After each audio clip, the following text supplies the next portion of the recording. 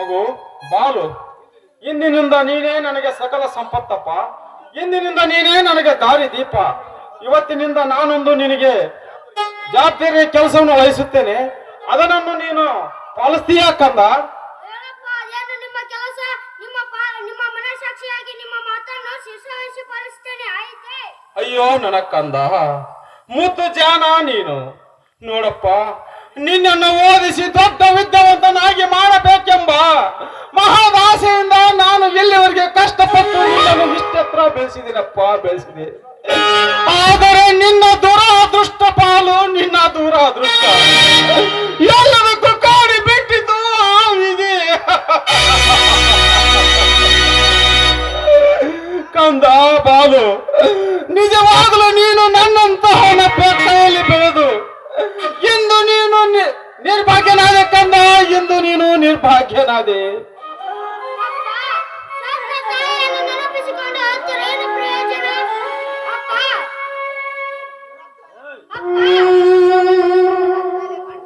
ಅಪ್ಪ, ಅಪ್ಪ, ನೀವು ಈ ರೀತಿ ರಸ್ತೆಯಲ್ಲಿ ಕಣ್ಣೀರು ಹಾಕುತ್ತಿದ್ದರೆ ಒಳ್ಳೆಯದಲ್ಲಪ್ಪ.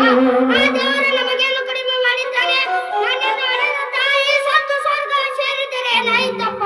ಜನ್ಮ ಕೊಟ್ಟ ತಂದೆ ನೀವಿದ್ದೀರಲ್ಲ, ನೀವೇ ನನಗೆ ನಿಜವಾದ ದೇವರಪ್ಪ, ದೇವರು. ಅಯ್ಯೋ ಕಂದ ಬಾಲು, ನಿನ್ನ ಮಾತುಗಳು ನನ್ನ ಹೃದಯದಲ್ಲಿ ಸಾವಿರ ಬಾಣಗಳು ಚೊಚ್ಚಿದಂತಾಗುತ್ತದೆ ಕಂದ.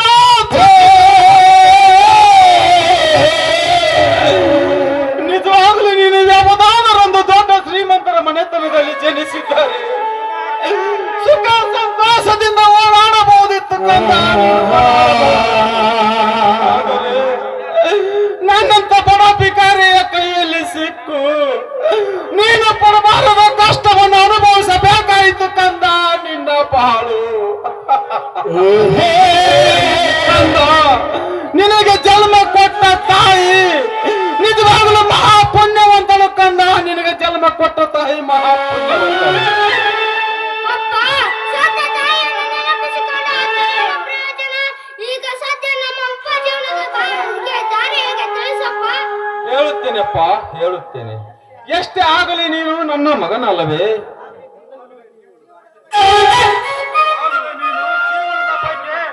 ಕಾಳಜಿ ವಹಿಸಿ ನೋಡು ಕಂದ, ನಾನಂತೂ ಈಗ ದುಡಿಯಲು ಅಶಕ್ತನಾಗಿದ್ದೇನೆ. ಎಂದು ನಿನಗೆ ಒಂದು ಉದ್ಯೋಗ ಹಚ್ಚಬೇಕೆಂದು ಈ ಪೇಪರ್ಗಳನ್ನು ಕೊಂಡುಕೊಂಡು ತಂದಿದ್ದೇನೆ. ಈ ಪೇಪರ್ಗಳನ್ನು ನೀನು ಮಾರಿ ಬಂದ ಲಾಭದಲ್ಲಿ ನಮ್ಮಿಬ್ಬರ ಉಪಜೀವನವನ್ನು ನಡೆಸೋಣ ಕಂದ. ಉಪಜೀವನವನ್ನೇ ನಡೆಸೋಣ. ತೆಗೆದುಕೋ ಕಂದ ಈ ಪೇಪರ್ಗಳನ್ನು. ಆಯ್ತಪ್ಪ, ತಪ್ಪದೆ ಈ ಪೇಪರ್ಗಳನ್ನು ಮಾಡಿಕೊಂಡು ಹೋಗು. ನಿಮಗೆ ಹಣ ಒಪ್ಪಿಸುತ್ತೇನೆ, ಆಯಿತೆ? ಹಾಗಾದರೆ ನಾನು ಸ್ವಲ್ಪ ಪೇಟೆಗೆ ಹೋಗಿ ಬರುತ್ತೇನೆ ಕಂದ. ನಿನಗೆ ಬರುವಾಗ ಬಿಸ್ಕೆಟ್, ಬ್ರೆಡ್, ನಿನಗೆ ಇನ್ನಿತರ ತಿನಿಸುಗಳನ್ನು ತರುತ್ತೇನೆ. ನೀನು ಈ ರಸ್ತೆಯಲ್ಲಿ ಹುಷಾರಾಗಿ ಈ ಪೇಪರ್ಗಳನ್ನು ಮಾರ್ತಾ ಇರು ಕಂದ. ಯಾಕಂದ್ರೆ ವಾಹನಗಳ ಸಂಚಾರ ಜಾಸ್ತಿ ಆಗುವುದರಿಂದ ಈ ರಸ್ತೆಯಲ್ಲಿ ಸೈಡ್ ನಿಂತು ಈ ಪೇಪರ್ಗಳನ್ನು ಮಾರ್ತಾ ಇರು ಕಂದ. ನಾನು ಇನ್ನು ಬರುತ್ತೇನೆ. Okay. Paper sir, paper sir, Karnataka ರಾಜ್ಯವಾಣಿ, ಕನ್ನಡಪ್ರಭ, ಯಾವುದು ಬೇಕು ತಗೊಳ್ಳಿ. ನಮ್ಮ ದೇಶದ ಹೊಸ ಹೊಸ ವಿಷಯ ಈ ಪೇಪರ್. ಬನ್ನಿ ಸರ್, ಬನ್ನಿ. ಕೇವಲ ಒಂದೇ ರೂಪಾಯಿ ಸರ್, ಯಾರಿಗೆ ಬೇಕು ತಗೊಳ್ಳಿ.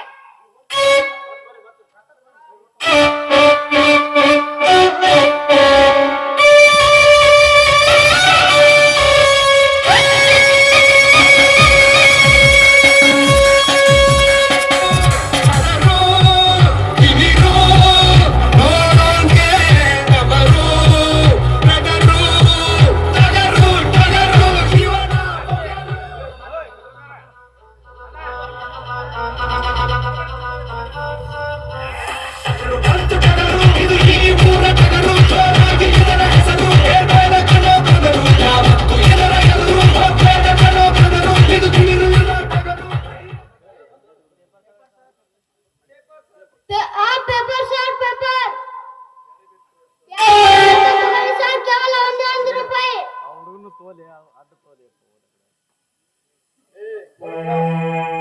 ದಾರಿ ಬಿಟ್ಟು ನಿಲ್ಲು ಬಡವ. ನನಗೆ ಪೇಪರ್ ಬೇಕಾಗಿಲ್ಲ, ದಾರಿ ಬಿಡು.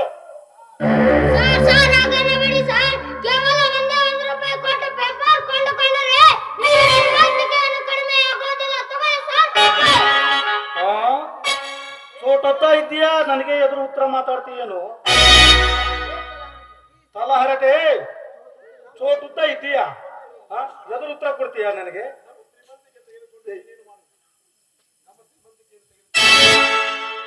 ನಮ್ಮ ಶ್ರೀಮಂತಿಗೆ ತಗೊಂಡು ನೀನೇನು ಮಾಡುತ್ತೀಯ? ನಮ್ಮಂತ ಶ್ರೀಮಂತರನ್ನು ಹೀಯಾಳಿಸಿ ಮಾತನಾಡುವರಿಂದಲೇ ಇವತ್ತು ನೀನು ಬೀದಿ ಬಿಕಾರಿಯಾಗಿರುವುದು. ಹೋಗ್ಲಿ ಬಿಡ್ರಿ, ಪಾಪ ಮಗು ಏನೋ ತಿಳಿಯದೆ ಮಾತಾಡಿಬಿಟ್ಟಿದೆ. ₹1 ಕೊಟ್ಟು ಪೇಪರ್ ತಗೊಂಡ್ರೆ ಅವನಿಗೂ ಅನ್ನ ಆಗುತ್ತೆ, ನಮಗೂ ದೇಶದ ವಿಷಯ ತಿಳಿಯುತ್ತೆ. ಪದ್ಮ, ಬೀದಿಯಲ್ಲಿ ಇಂತರನ್ನು ಸಾವಿರಾರು ಜನ ಪೇಪರ್ ಅನ್ನು ಮಾರುತ್ತಿರುತ್ತಾರೆ. ಎಲ್ಲರ ಹತ್ರ ಒಂದೊಂದು ಪೇಪರ್ ತಗೊಂಡರೆ ನಮಗೇನು ಲಾಭ? ನಮಗೆ ಬೇಕಾಗಿರೋದು ಒಂದೇ ಒಂದು ಪೇಪರ್. ಈಗ ಆ ಕಡೆ ನಮ್ಮ ಮನೆಯಲ್ಲಿದೆ. ನಡೆ ಹೋಗೋಣ. ಅಮ್ಮ ನೀವಾದರೂ ತಗೊಳ್ಳಿ ಅಮ್ಮ ಪೇಪರ್. ಕೇವಲ ಒಂದೇ ತಗೊಳ್ಳಿ ಅಮ್ಮ ಪೇಪರ್. ಅಮ್ಮ, ಇದೇನಪ್ಪ? ಈ ಮಗು ಅಮ್ಮ ಅಂತ ಕೂಗಿದ ತಕ್ಷಣ ಈ ನನ್ನ ಕರುಳೆ ಕಿತ್ತು ಬಂದಷ್ಟು ಸಂಕಟವಾಗ್ತಾ ಇದೆ. ಮಗು ಏನಪ್ಪ, ನಿನ್ನ ಹಡೆದ ತಂದೆ ತಾಯಿಗಳು ಯಾರು? ಅಮ್ಮ ನನಗೆ ತಾಯಿ ಇಲ್ಲಮ್ಮ. ನಾನು ಹುಟ್ಟಿದ ತಕ್ಷಣವೇ ಸತ್ತು ಸ್ವರ್ಗಕ್ಕೆ ಸೇರಿದರಂತೆ. ನನ್ನ ತಂದೆಯವರು ಮಾತ್ರ ಇದ್ದಾರೆ. ನಿಜವಾಗ್ಲೂ ನನ್ನ ತಂದೆ ದೇವರಂತವರಮ್ಮ. ಈಗಲಾದರೆ ತಗೊಳ್ಳಿ ಅಮ್ಮ ಪೇಪರ್. ನೋಡಪ್ಪ, ನಿನ್ನ ಮಾತು ಕೇಳಿದ್ರೆ ಈ ನನ್ನ ಕರುಳೆ ಕತ್ತರಿಸಿದಷ್ಟು ಸಂಕಟವಾಗ್ತಾ ಇದೆ ನನಗೆ. ನೋಡು, ನಾನು ನಿನಗೆ ₹10 ಕೊಡ್ತೀನಿ. ನನಗೆ ಪೇಪರ್ ಬೇಕಾಗಿಲ್ಲ, ತೆಗೆದುಕೊಳ್ಳಿದನ್ನ. ಬೇಡಮ್ಮ, ಕಂಡವರ ಹಣಕ್ಕೆ ಕೈ ಒಡ್ಡಬಾರದಂತ ನನ್ನ ತಂದೆಯವರು ಹೇಳಿದ್ದಾರೆ. ಬೇಕಾದರೆ ನೀವು ₹1 ಕೊಡಿ, ನಾನು ನಿಮಗೆ ಪೇಪರ್ ಕೊಡ್ತೀನಿ. ಪರವಾಗಿಲ್ಲ ಮಗು, ನೋಡು, ನೀ ನನಗೆ ಒಂದು ಪೇಪರ್ ಕೊಡು ಸಾಕು. ಆದ್ರೆ ಈ ₹10 ಇಟ್ಕೋ, ಬೇಡ ಅಂತ ಹೇಳ್ಬೇಡ. ನೋಡು, ನಾನು ಹೆತ್ತ ತಾಯಿಯಾಗಿ ಇದನ್ನ ಕೊಡ್ತಾ ಇದ್ದೀನಿ ಅಂತ ತಿಳ್ಕೊ.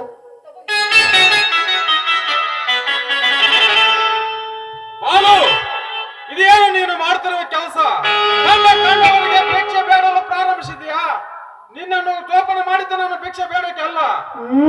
ಕಂಡವರಿಗೆ ಕೈಗೆ ಭಿಕ್ಷೆ ಬೇಡಲು ಪ್ರಾರಂಭಿಸಿದ್ಯಾ ಪಾಪಿ?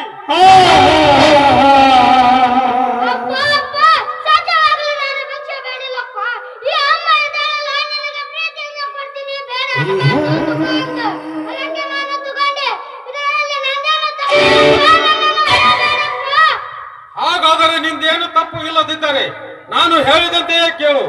ಇಲ್ಲದಿದ್ದರೆ ನಾನು ಹೇಳಿದಂತೆಯೇ ಕೇಳು. ಆ ಹಣವನ್ನು ಕೊಟ್ಟು ಬಿಡು ಅವರಿಗೆ. ಇಲ್ಲದಿದ್ದರೆ ನಿನ್ನ ಪರಿಣಾಮ ನೇಟ ಹಾಕಿಲ್ಲ. ಕೊಡು ಮೊದಲ ಅವರ ಹಣವನ್ನು. ಹುಟ್ಟಿದ ಮಕ್ಕಳನ್ನು ಸಾಕುವ ಯೋಗ್ಯತೆ ಇಲ್ಲದಿದ್ದರೆ ಯಾಕೆ ಬೆಳೆಸಬೇಕು? ಮಗು ಹುಟ್ಟಿದ ತಕ್ಷಣ ಕತ್ತು ಇದಕ್ಕೆ ಬಿಸಾಕಿತ್ತು ಅಂದರೆ ಭಿಕ್ಷೆ ಬೇಡುವ ತಾಪತ್ರೆಯನ್ನು ತಪ್ಪುತ್ತಿತ್ತು. ಕೈಯಲ್ಲಿ ಎತ್ತರವಿಟ್ಟುಕೊಂಡು ಮಾತನಾಡು. ಇಲ್ಲದಿದ್ದರೆ ಈ ಕೆಟ್ಟ ಸಮಾಜದಲ್ಲಿ ನಿನ್ನನ್ನು ಮೆಟ್ಟಿಸಲೇಬೇಕಾಗಿತ್ತು ಎತ್ತರ. ಹುಟ್ಟಿದ ಮಕ್ಕಳನ್ನು ಕತ್ತು ಹಿಸುಕುವಂತ ಪಾಪಿಗಳು ನಾವಲ್ಲ, ನಿನ್ನಂತ ಸ್ವಾರ್ಥ ತುಂಬಿದ ನೀಚ ಕಟುಕರು. ಸಾಕು ಬಾಯಿ ಮುತ್ತು ದ್ರೋಹಿ. ಬೀದಿಯಲ್ಲಿ ಭಿಕ್ಷೆ ಬೇಡುವ ಮಗುವಿಗೆ ಜನ್ಮ ಬಿತ್ತು ನನಗೆ ನೀತಿ ಪಾಠ ಮಾಡ್ತೀಯನೋ? ಶಾಂತ. ನಿಮ್ಮಂತ ಬೀದಿ ಬಿಕಾರಿಗಳು ಹೆಚ್ಚು ಆಗಿರುವುದರಿಂದಲೇ ನಮ್ಮ ದೇಶದಲ್ಲಿ ಭಿಕ್ಷುಕರ ಸಂಖ್ಯೆ ಅಧೋಗತಿಗೆ ಇದೆ. ಪಾಪಿ, ಸಾಕು ನಿಲ್ಲಿಸು ನಿನ್ನ ಗರ್ವದ ಮಾತುಗಳನ್ನು.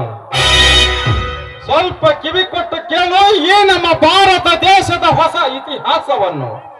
ಬೀದಿಯಲ್ಲಿ ಭಿಕ್ಷೆ ಬೇಡುವ ಭಿಕ್ಷಕರು ಸತ್ತ ಮೇಲೆ ಸೇರುವುದು ಇದೇ ಮಣ್ಣು. ಶ್ರೀಮಂತ ಸ್ವಾರ್ಥಿ ಶ್ರೀಮಂತರು ಸತ್ತ ಮೇಲೆ ಸೇರುವುದು ಇದೇ ಮಣ್ಣು. ಈ ಭೂಮಿಯ ಮೇಲೆ ಹುಟ್ಟಿದ ಮೇಲೆ ನಾವು ಭೂಮಿಗೆ ಋಣಮುಕ್ತರಾಗಬೇಕೇ ಹೊರತು ಕಂಡಲ್ಲಿ ಹೊಲಸಿನಲ್ಲಿ ಬಾಯಿ ಇಡುವಂತ ಹಂದಿ ಅಂತ ಆಗಬಾರದು. ಅರ್ಥವಾಯಿತೆ? ಶಾಂತೇಶ, ಹೋಗ್ಲಿ ಬಿಡಿ. ಹಾದಿಯಲ್ಲಿ ಈ ರೀತಿ ರಂಸಾಟ ಮಾಡಿಕೊಳ್ಳೋದು ಒಳ್ಳೆಯದಲ್ಲ. ನೋಡಿ, ನಮ್ದು ತಪ್ಪಾಯ್ತು, ನಡೀರಿ ಹೋಗೋಣ ಇಲ್ಲಿಂದ. ಶಾಂತೇಶ, ನನ್ನನ್ನು ಇಂದು ಆ ಹೀನ ಪ್ರಾಣಿಗೆ ಹೋಲಿಸಿ ಮಾತನಾಡಿದೆಯಲ್ಲ, ಆದರೆ ನೋಡು, ಮುಂದಿನ ಸೇಡನ್ನು ನಾನು ತೀರಿಸಿಕೊಳ್ಳದಿದ್ದರೆ ನನ್ನ ಹೆಸರು ಪ್ರತಾಪನೇ ಅಲ್ಲ.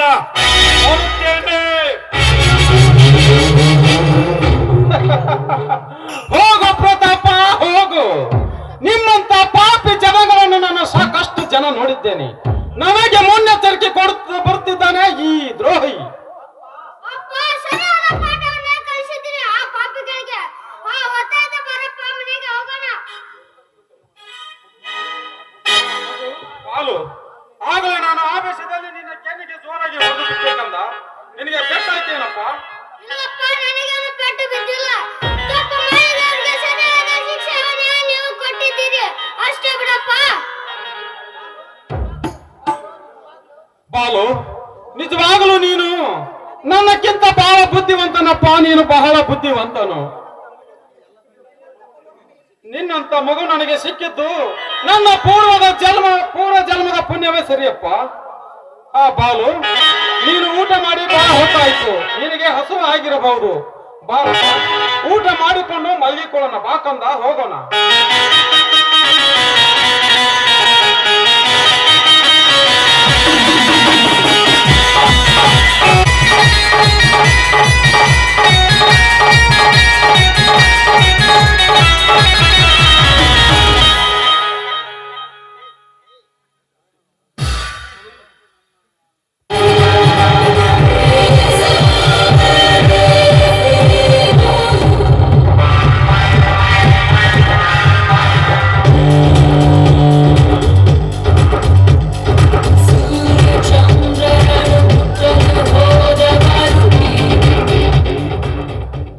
ಶಾಂತೇಶ,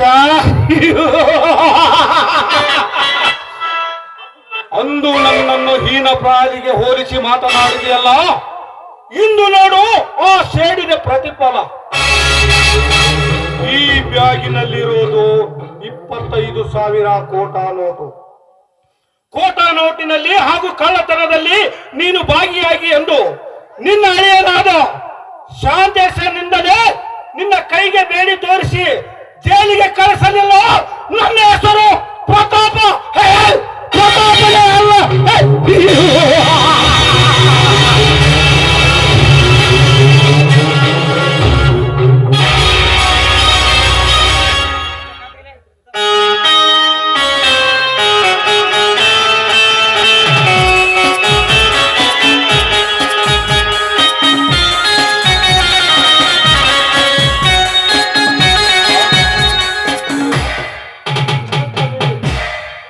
ನಮ್ಮ ಮನೆಯಲ್ಲಿ ಹೇಗೆ ಬಂತು? ನಾನು ನಿದ್ರೆಯಲ್ಲಿ ಮಲಗಿರುವಾಗ ಯಾರಾದರೂ ಮನೆಗೆ ಬಂದು ಹೋಗಿರಬಹುದೇ? ಮನೆಗೆ ಬಂದವರು ಮಾತನಾಡಿಸಲಾರದೆ ಅದು ಹೇಗೆ ಹೋಗುತ್ತಾರೆ? ಏನೇ ಆಗಲಿ, ಈ ಬ್ಯಾಗು ಯಾರದು ಅಂತ ಬೆಳಗ್ಗೆದ್ದು ವಿಚಾರ ಮಾಡಿದರೆ ಆಯ್ತು.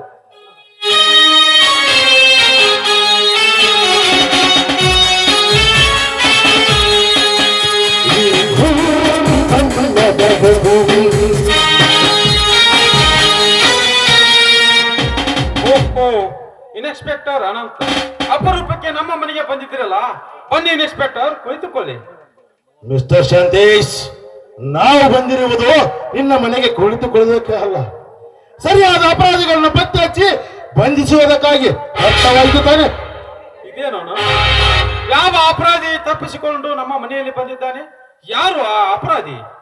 ನೋಡು ಶಾಂತೇಶ, ನಿನ್ನ ವಿನಯದ ನಾಟಕ ನನ್ನ ಮುಂದೆ ಪ್ರದರ್ಶನ ಮಾಡಬೇಡ. ನಿನ್ನ ಮನೆಯಲ್ಲಿ ಕೋಟಾ ನೋಟಿನ ಕಳ್ಳದಂಧೆ ನಡೆಯುತ್ತೆ ಎಂದು ನಮಗೆ ಮಾಹಿತಿ ಬಂದಿದೆ. ಅದಕ್ಕಾಗಿ ನಿಮ್ಮ ಮನೆಯನ್ನು ಪರಿಶೀಲನೆ ಮಾಡಬೇಕಾಗಿದೆ. ಇವರ ಮನೆಯನ್ನು ಚೆಕ್ ಮಾಡಿ. Okay sir.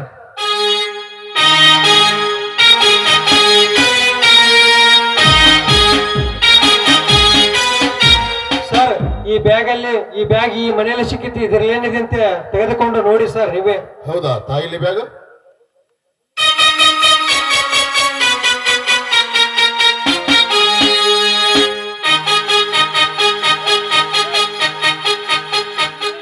ಮಿಸ್ಟರ್ ಶಾಂತೇಶ್, ಈಗ ಏನು ಹೇಳುತ್ತದೆ ನಿಮ್ಮ ಉತ್ತರ? ಈ ಬ್ಯಾಗಿನ ತುಂಬ ಕೋಟಾ ನೋಟುಗಳೇ ತುಂಬಿಕೊಂಡಿವೆ. ಎಷ್ಟು ದಿನಗಳಿಂದ ನಡೆಯುತ್ತಿತ್ತು ಈ ನಿಮ್ಮ ಕೋಟಾ ನೋಟಿನ ಕಳ್ಳದಂದೆ? ನಿಜ ಹೇಳಿ ಶಾಂತೇಶ್, ನಿಜ ಹೇಳಿ. ನಿಜವನ್ನೇ ಹೇಳುತ್ತೇನೆ ಇನ್ಸ್ಪೆಕ್ಟರ್, ನಿಜವನ್ನೇ ಹೇಳುತ್ತೇನೆ. ಇದರಲ್ಲಿ ನನಗೇನು ಗೊತ್ತಿಲ್ಲ. ನಾನಂತೂ ಅಂತ ಕಳ್ಳತನ ಮಾಡುವನಲ್ಲ ಇನ್ಸ್ಪೆಕ್ಟರ್, ಕಳ್ಳತನ ಮಾಡುವನು ಅಲ್ಲ. ಮತ್ತೆ ನೀನು ಕಳ್ತನ ಮಾಡಂಗಿಲ್ಲ ಅಂದ್ರೆ ಈ ಕೋಟ ನೋಟಿನ ಬ್ಯಾಗ್ ನಿಮ್ ಮನೆಗೆ ನಡ್ಕೊಂತ ಬಂತ ಶಿವ. ನೋಡಕ್ಕೆ ಅಂತ ಒಳ್ಳೆ ಆಸಾಮಿ ಕಂಡಕಂತಿಲ್ಲಪ್ಪ ಮಾರಾಯ. ಅಪ್ಪ, ಏನಪ್ಪ, ನಮ್ಮ ಮನೆಯಲ್ಲಿ ಪೊಲೀಸರು ಬಂದಿದ್ದಾರೆ. ನಿನಗ ನಿಮ್ಮ ಅಪ್ಪಗ ಬೇರೆ ಯಾಕೆ ತಂದಿಯಪ್ಪ? ತಂಗಿ ಮಗ ಕೂಡಿ ಒಳ್ಳೆ ಕೆಲ್ಸಕ್ಕೆ ಕೈ ಹಾಕಿರಲ್ಲ. ಹಾ ನೋಡಿ ಸರ್, ನೀವು ಕಂಡಂತೆ ನನ್ನ ಮೇಲೆ ಅಪರಾಧ ಹೊರಿಸಬೇಡಿ. ಈ ಕೋಟ ನೋಟಿಗೂ ನಮಗೂ ಏನು ಸಂಬಂಧವಿಲ್ಲ. ದಯವಿಟ್ಟು ನೀವು ಇಲ್ಲಿಂದ ಹೊರಟು ಹೋಗಿ ಸರ್, ಹೊರಟು ಹೋಗಿ. ಮಿಸ್ಟರ್ ಶಾಂತೇಶ್, ನಾವು ಅಷ್ಟು ಸುಲಭವಾಗಿ ಇಲ್ಲಿಂದ ಹೊರಟು ಹೋಗಲು ಬಂದಿಲ್ಲ. ಮಿಸ್ಟರ್ ಶಾಂತೇಶ್, ನಮ್ಮ ಮೇಲಾಧಿಕಾರಿಗಳ ಆದೇಶದಂತೆ ನಿಮ್ಮನ್ನು ಬಂಧಿಸಲು ಬಂದಿರುವೆ. Constable, arrest him. Yes sir. Sir, ನಿಮ್ಮ ಕಾಲಿಗೆ ಬಿದ್ದು ನಮ್ಮ ಅಪ್ಪನಿಗೆ ಬೇಡಿ ಹಾಕಬೇಡಿ ಸರ್. ನಮ್ಮ ಅಪ್ಪನಿಗೆ ಕಳ್ಳತನ ಮಾಡಿಲ್ಲ, ಬಿಟ್ಟು ಬಿಡಿ ಸರ್ ನಮ್ಮ ಅಪ್ಪನನ್ನು. ಕಂದ ಹಾಲು. ಇಂಥ ಸಮಯದಲ್ಲಿ ನೀನು ಅಳಬೇಡ ಕಂದ, ಅಳಬೇಡ. ನೋಡು, ಕಾನೂನು ನಮ್ಮ ಮನೆಯವರೆಗೆ ಬಂದಿದೆ ಅಂದ ಮೇಲೆ ನಾವು ಅದಕ್ಕೆ ತಲೆ ಬಾಗಲೇಬೇಕು ಕಂದ, ತಲೆ ಬಾಗಲೇಬೇಕು. ದೇಶ ಉಳಿಯಲಿ ಕಾಕಿ ಬಟ್ಟೆ ಶಪಥಂ, ನ್ಯಾಯ ಉಳಿಯಲಿ ಕಡೆ ಕೋಟೆ ಕಂಕಣಂ, ನೀತಿ ಉಳಿಯಲಿ ಕಾದಿ ಬಟ್ಟೆ ಕಾಯಕಂ, ಧರ್ಮ ಉಳಿಯಲಿ ಕಾವಿ ಬಟ್ಟೆ ಕರಣಕಂ ಎಂಬ ನನಗೆ ತೊಡಸಿದ ಈ ಒಂದು ಸಂಕೋಲೆ ಒಂದು ನ್ಯಾಯದ ಕಣ್ಣು ಇದ್ದಂತೆ ಕಂದ, ನ್ಯಾಯದ ಕಣ್ಣು ಇದ್ದಂತೆ. ಇನ್ನೊಂದು ನೀತಿಯ ಕಣ್ಣು ಆ ಅಧಿಕಾರಿಗಳ ಮೈ ಮೇಲೆ ಹಾಕಿರುವ ಕಾಕಿ ಬಟ್ಟೆ. ಇನ್ನೊಂದು ಧರ್ಮದ ಕಣ್ಣು ಆ ಅಧಿಕಾರಿಗಳ ತಲೆ ಮೇಲೆ ಹಾಕಿರುವ ಟೊಪ್ಪಿಗೆ. ನ್ಯಾಯ, ನೀತಿ, ಧರ್ಮ ಇದರ ಕಣ್ಣು ತಪ್ಪಿಸಿ ಅಡಗಿ ಕುಳಿತುಕೊಳ್ಳುವ ಬುದ್ಧಿಹೀನ ಮನ ಈ ಸಾಂತೇಶನ ಜೀವನದಲ್ಲಿ ಬಂದಿಲ್ಲ ಕಂದ, ಸಾಂತೇಶನ ಜೀವನದಲ್ಲಿ ಇಲ್ಲ. ಇದರ ಸತ್ಯಾಂಶ ಒಂದಿಲ್ಲ ಒಂದಿನ ಗೊತ್ತಾಗಿ ಆಗುತ್ತದೆ. ಅವಾಗಲಾದರೂ ತಿಳಿಯುತ್ತದೆ ಈ ಸಮಾಜಕ್ಕೆ ಈ ಸಾಂತೇಶ ಎಂತ ವ್ಯಕ್ತಿ ಅಂದು. ಆ ಸಾಂತೇಶ, ಆ ಕಂದ, ನಾನಿನ್ನ ಬರುತ್ತೇನೆ ಕಂದ, ಬರುತ್ತೇನೆ. ನೀನು ಮನೆಯಲ್ಲಿ ಜೋಪಾನಾಗಿರು ಕಂದ, ಜೋಪಾನಾಗಿರು. ಅಪ್ಪ, ನನ್ನನ್ನು ಬಿಟ್ಟು ಹೋಗಬೇಡಪ್ಪ. ನಾನು ನಿನ್ನ ಜೊತೆಗೆ ಬರ್ತೀನಿ. ನನ್ನನ್ನು ಕರೆದುಕೊಂಡು ಹೋಗಪ್ಪ. ನಾನೊಬ್ಬನೇ ಈ ಮನೆಯಲ್ಲಿ ಹೇಗೆ ಇರಲಪ್ಪ?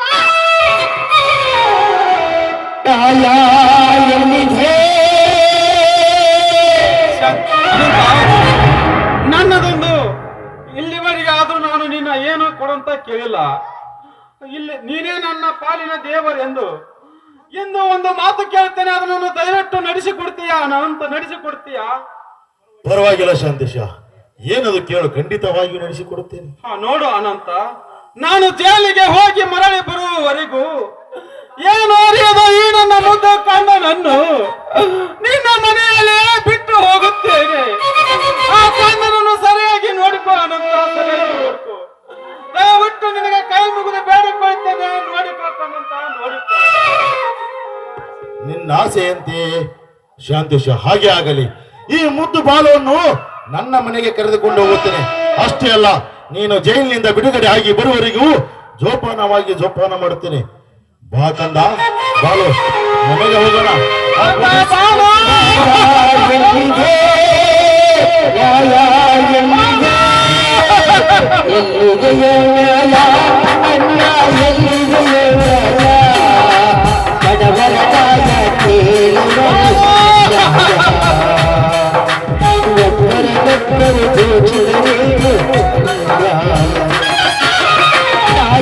ಬೀದಿಯಲ್ಲಿ ಅನಾಥನಾಗಿ ಬಿದ್ದ ನೀನು, ನಿನಗೆ ಪಾಲನೆ ಮಾಡಿ ನಿನಗೆ ತಂದೆ ತಾಯಿ ನಾನಾಗಿ ಜೋಪಾನ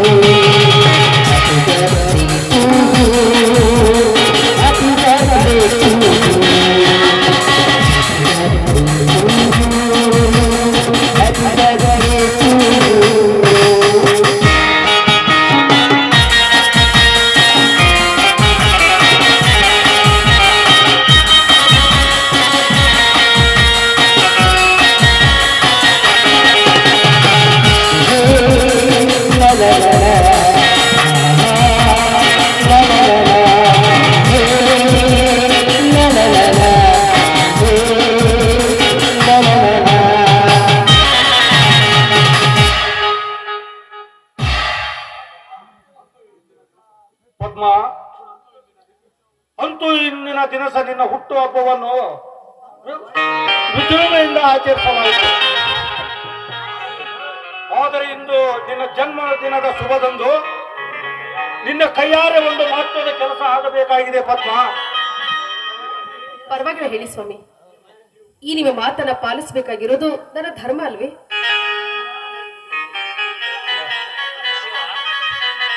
ಶಿವ, ಪದ್ಮಾದೇವಿಯವರು ನಿಮ್ಮ ಹೆಂಡತಿಯಾಗಿ ಈ ಮನೆಗೆ ಬರಬೇಕಾದ್ರ ಪೂರ್ವ ಜನ್ಮದ ಪುಣ್ಯ ಮಾಡಿ ಬಂದಾಳ. ಎಂಥ ಗುಣ, ಏನ್ ಮಾತು! ಭೂಮಿ ತೂಕದ ಹೆಣ್ಣು, ಶುದ್ಧ ಬಂಗಾರದಂಗದ. ಸತ್ಯಪ್ಪ, ಇವತ್ತು ನನ್ನ ಜನ್ಮದಿನ. ನನಗೆ ನನ್ನವರಂತ ಹೇಳ್ಕೊಳ್ಳೋದಕ್ಕೆ ಯಾರೂ ಇಲ್ಲ. ನೋಡಿ, ನೀವು ನನ್ನ ತಂದೆ ಸ್ಥಾನದಲ್ಲಿ ಇದ್ದೀರಾ. ನನಗೆ ಆಶೀರ್ವಾದ ಮಾಡಿ. ಪದ್ಮ, ಈ ಸದ್ಯ ನನಗೆ ನಾಟಕೀಯ ಮಾತು ಬೇಕಾಗಿಲ್ಲ. ನಾನು ಹೇಳಿದ ಕೆಲಸವನ್ನು ನಿನ್ನಿಂದ ಆಗುತ್ತದೆಯೋ ಅಥವಾ ಇಲ್ಲ? ಯಾವುದಕ್ಕೂ ವಚನ ಕೊಡಬೇಕು. ಅದೇನು ಅಂತ ಹೇಳಿ. ನಾನು ನಿಮ್ಮ ಮಾತಿಗೆ ತಪ್ಪಿ ನಡೆದ್ರೆ ನನ್ನ ಹೆತ್ತವರ ಹಣೆ. ಮೊದಲು ವಚನ ಕೊಡು ಪದ್ಮ. ಆಯ್ತು ಸ್ವಾಮಿ. ವೆರಿ ಗುಡ್ ಪದ್ಮ. ಇದಕ್ಕೆ ಅನ್ನೋದು ಪತಿ ಭಕ್ತಿ ಅಂತ. ಪದ್ಮ, ನಿನ್ನ ಹುಟ್ಟು ಹಬ್ಬಕ್ಕೆ ವಿಶೇಷವಾಗಿ ನಮ್ಮ ಮನೆಗೆ ಯಾರು ಬರುತ್ತಾರೆ? ನೀನೇ ಸ್ವಲ್ಪ ಯೋಚನೆ ಮಾಡಿ ಹೇಳು. ನೋಡಿ, ಆಪ್ತರೆಲ್ಲರೂ ಬರ್ತಾ ಇದ್ದಾರೆ. ಅದರಲ್ಲಿ ಮುಖ್ಯವಾಗಿ ನನ್ನ ಪ್ರಾಣ ಸ್ನೇಹಿತೆ ವಿದ್ಯಾ ಹಾಗೂ ಅವಳ ಗಂಡ ಇನ್ಸ್ಪೆಕ್ಟರ್ ಅನಂತ್ ಕೂಡ ಬರ್ತಾ ಇದ್ದಾರೆ. ಪದ್ಮ, ವೆರಿ ಗುಡ್ ಪದ್ಮ, ವೆರಿ ಗುಡ್. ಇನ್ಸ್ಪೆಕ್ಟರ್ ಅನಂತ ಮತ್ತು ವಿದ್ಯೆ ವಿಶೇಷವಾಗಿ ಇವತ್ತು ನಮ್ಮ ಮನೆಗೆ ನಿನ್ನ ಹುಟ್ಟು ಹಬ್ಬಕ್ಕೆಂದು ಬರುತ್ತಾರೆಂದರೆ ಅವರಿಗೆ ನಾವು ಒಂದು ವಿಶೇಷವಾದ ಕಾಣಿಕೆಯನ್ನು ಕೊಡಲೇಬೇಕು. ಆ ಇನ್ಸ್ಪೆಕ್ಟರ್ ನಾನು ಮಾಡುವ ಕೆಲಸಗಳಿಗೆ ಕಾನೂನು ಕ್ರಮ ಜರುಗಿಸಲು ತನಿಖೆಯನ್ನು ನಡೆಸುತ್ತಿದ್ದಾನೆ. ಇಂದು ಅವನ ಪ್ರಾಣ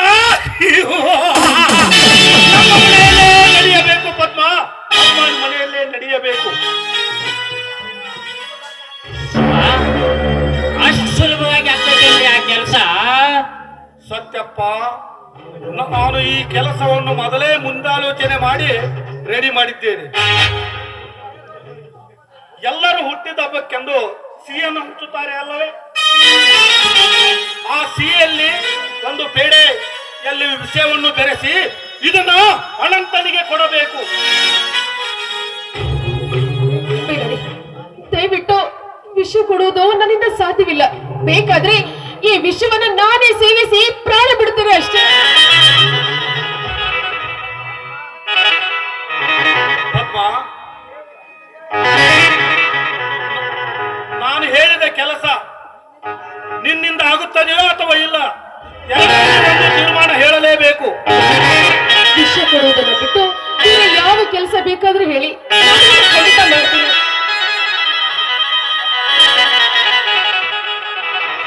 ಪದ್ಮ, ಕೆಲಸ ನಿನ್ನಿಂದ ಆಗುದಿಲ್ಲ ಅಂದರೆ ನಾನು ನಿನ್ನ ಕೊರಳಿಗೆ ತಾಳಿಯನ್ನು ಬಿಚ್ಚಿ ಈ ಮನೆಯಿಂದ ಹೋಗಬೇಕು.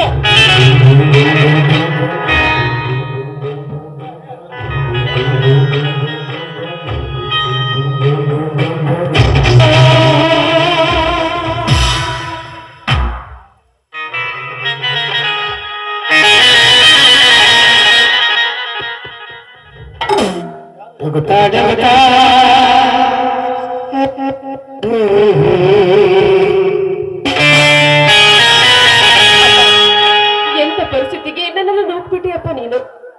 ನಾನೀಗ ಏನ್ ಮಾಡ್ಲಿಯಪ್ಪ? ಈ ವಿಷಯವನ್ನ ನಾನು ಹಾಕ್ಲೆ? ಇಲ್ಲಪ್ಪ, ಇಲ್ಲ, ಈ ಕೆಲಸ ನನ್ನಿಂದ ಸಾಧ್ಯವಿಲ್ಲಪ್ಪ. ಮಗು ಪದ್ಮ, ನೀನು ಯಾವ ಕಾಲಕ್ಕೂ ನಿನ್ನ ಗಂಡನ ಮಾತು ಮೀರಬಾರದು. ಗಂಡನ ವಾಕ್ಯವೇ ದೇವರ ತೀರ್ಪು ಎಂದು ಪಾಲಿಸಬೇಕು. ಇದು ನಿನ್ನ ಹೆತ್ತಪ್ಪನ ಆಜ್ಞೆಯಾಗಿದೆ ಮಗಳೇ, ಆಜ್ಞೆಯಾಗಿದೆ. ಅಪ್ಪ, ಇದೇನಪ್ಪ? ಈ ನನ್ನ ಮಗಳನ್ನ ಎಂತ ಕಷ್ಟದಲ್ಲಿ ನೋಡ್ತಾ ಇದೀಯ ನೀನು? ನಾನೀಗ ಏನ್ ಮಾಡ್ಲಿ? ಇಂಥ ಪಾಪದ ಕಾರ್ಯವನ್ನು ನಾನ್ ಮಾಡ್ಬೇಕೆ? ಸರಿಯಪ್ಪ, ನಾನ್ ನೀ ಕೊಟ್ಟ ಮಾತಿನಂತೆ ನನ್ನ ಪತಿಯ ಮಾತನ್ನ ಖಂಡಿತ ಪಾಲಿಸ್ತೀನಿ.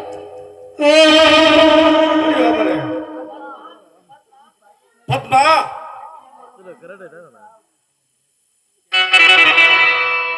ಈ packet ನಲ್ಲಿರೋದು ಬೇಳೆಗಳು.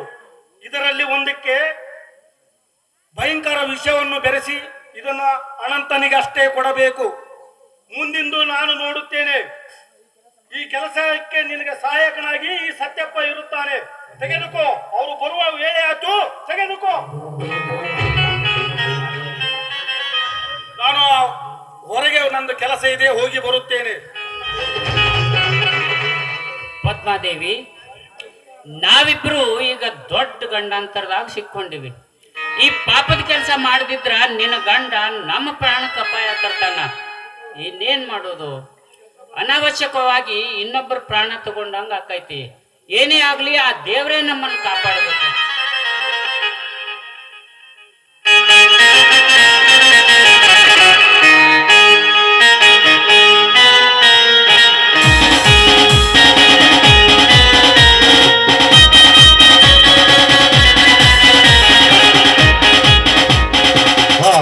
Happy birthday to you Padmadevi ಅವರೇ. ನಮಸ್ಕಾರ. ಬರೀ ಇನ್ಸ್ಪೆಕ್ಟರ್, ನಾನ್ ನಿಮ್ಮ ದಾರಿನೇ ಕಾಯ್ತಾ ಇದ್ದೆ. ಬಾರೆ ವಿದ್ಯಾ, ಕುಳಿತುಕೋ.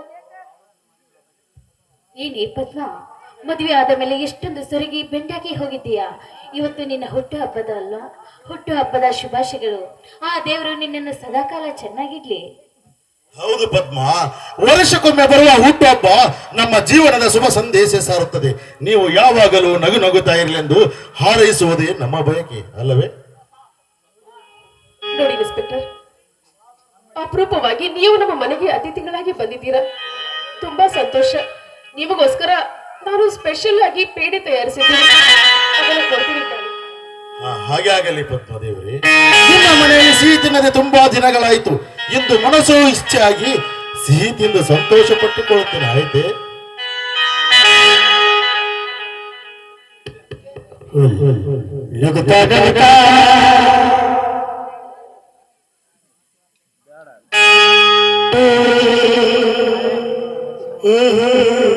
ಏನು ಪದ್ಮಾದೇವರೇ, ಇಂದು ಪೇಡೆ ಹಂಚಬೇಕಾದರೆ ನಿಮ್ಮ ಕೈಗಳು ತುಂಬಾ ನಡುಗುತ್ತಿವೆ ಅಲ್ಲ?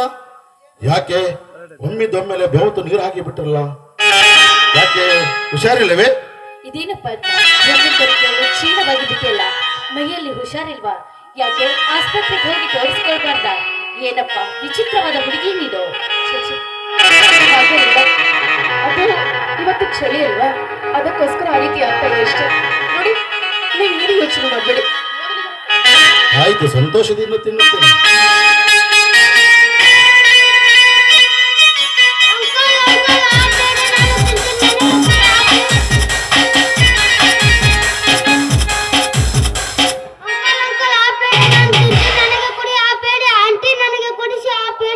ರೀ ಪಾಪ, ಮಗು ಪೇಡೆಯನ್ನು ಬೆಳ್ತಾ ಇದೆ, ದಯವಿಟ್ಟು ಕೊಟ್ಟು ಬಿಡ್ರಿ, ಅವನೇ ತಿನ್ಲಿ. ಹಾ, ಆಯ್ತು ವಿದ್ಯೆ, ಈ ಪೇಡೆಯನ್ನು ನಾನು ತಿಂದರೂ ಅಷ್ಟೇ, ನಮ್ಮ ಮಗು ಬಾಲು ತಿಂದರಷ್ಟೇ. ತೆಗೆದುಕೋ ಬಾಲು. ನೋಡಿ ದಯವಿಟ್ಟು ನನ್ನ ಮಾತು ಕೇಳಿ. ಆ ಪೇಡೆಯನ್ನ ನಿಮಗೋಸ್ಕರ ತಯಾರು ಮಾಡಿದ್ದು, ಅವನಿಗೆ ಮಾತ್ರ ಕೊಡ್ಬೇಡಿ. ಬೇಕಾದ್ರೆ ನಾನು ಅವನಿಗೆ ಇರಲಿ ಪದ್ಮ, ಪರವಾಗಿಲ್ಲ. ಈ ಮಗುವನ್ನು, ಈ ಮುದ್ದು ಮಗು ಬಾಲು ತಿನ್ನು. ನಾನು ಮತ್ತೆ ಬೇರೆ ಪೇಡೆಯನ್ನು ತಿನ್ನುತ್ತೇನೆ. ತೆಗೆದುಕೋ ಬಾಲು.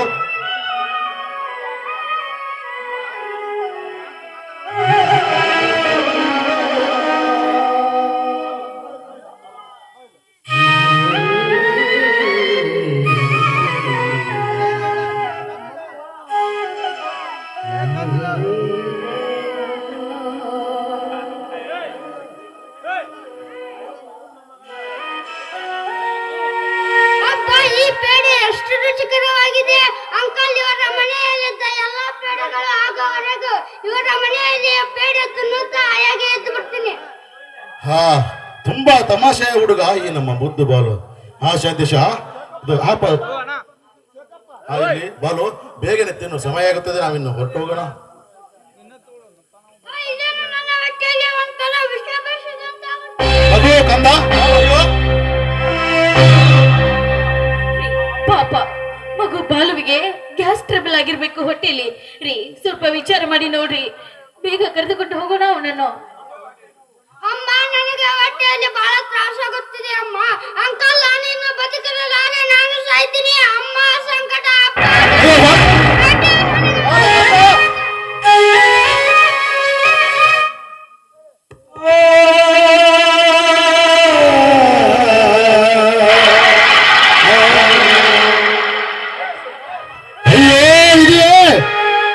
ಮಗು ಬಾಲು, ಕೊನೆಗೆ ನಮ್ಮನ್ನು ಬಿಟ್ಟು ಹೋದ ಕಣ್ಣ. ಅಯ್ಯೋ ಬಾಲು, ನಾನು ನನ್ನ ಕೈಯಾರೆ ನಿನ್ನ ಸಾಯಿಸಿಬಿಟ್ಟೆನಲ್ಲ ಕಂದ. ಮಗು ಬಾಲು, ನಾನು ನಿನ್ನನ್ನು ಕಳೆದುಕೊಂಡು ನಿರ್ಭಾಗ್ಯನಾದ ಕಂದ. ಬಾಲು, ಮಗು.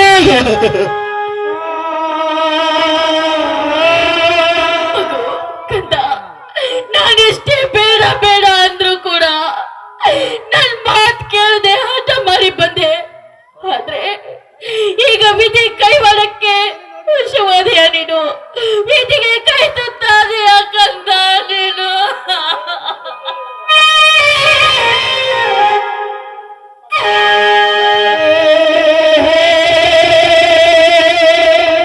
ಪದ್ಮ, ನಿಜ ಹೇಳು, ನನ್ನ ಬಾಲುವೆ ಕೊಟ್ಟ ಪೇಡೆಯಲ್ಲಿ ಏನು ತುಂಬಿತ್ತಂದು?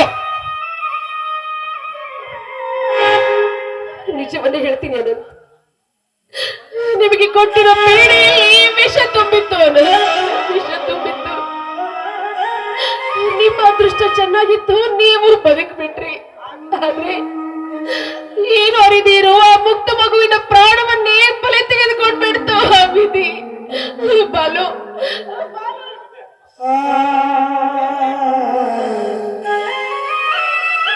ಏನೇ ಪದ್ಮಾದೇವಿ, ನನ್ನ ಗಂಡನಿಗೆ ವಿಷ ಹಾಕಿ ಪ್ರಾಣ ತೆಗೆಯಬೇಕೆಂದು ಪ್ರಯತ್ನ ಪಟ್ಟೇನೆ ನೀನು. ನನ್ನ ಕುಂಕುಮ ಅರಸಬೇಕೆಂತ ಪಣ ತೊಟ್ಟು ನಿಂತಿವೇನೆ ನೀನು. ನನಗೆ ಮೋಸ ಮಾಡಿದ್ದಲ್ಲದೆ ನನ್ನ ಕಂದ ಪುಟ್ಟ ಬಾಲುಗೆ ವಿಷ ಹಾಕಿ ಕೊಂದು ಬಿಟ್ಟಿಯಲ್ಲೇ. ಈಗಲಾದ್ರೂ ನಿನ್ನ ಮನಸ್ಸಿಗೆ ಶಾಂತಿ ಆಯ್ತೇನೆ, ಶಾಂತಿ ಸಿಗ್ತೇನೆ ರಾಕ್ಷಸಿ. ನಾನು ನಿನ್ನನ್ನು ತುಂಬಾ ಒಳ್ಳೆಯವಳೆಂದು ತಿಳಿದಿದ್ದೆ. ಆದರೆ ಇಂದು ನಿನ್ನ ಹುಟ್ಟು ಹಬ್ಬಕ್ಕೆ ಶುಭಾಶಯ ತಿಳಿಸಲು ಬಂದ ನಮಗೆ ಸರಿಯಾದ ಪಾಠವನ್ನೇ ಕಲಿಸಿಬಿಟ್ಟಿ ನೀನು. ನೋಡು ಪದ್ಮ, ಒಂದು ವೇಳೆ ಈ ಮಗು ಬಾಲು ನಿನ್ನ ಹೊಟ್ಟೆಯಲ್ಲಿ ಹುಟ್ಟಿದರೆ ವಿಷ ಹಾಕುವಂತ ಕೆಲಸ ಮಾಡುತ್ತಿದ್ದೀಯಾ ಪಾಪಿ?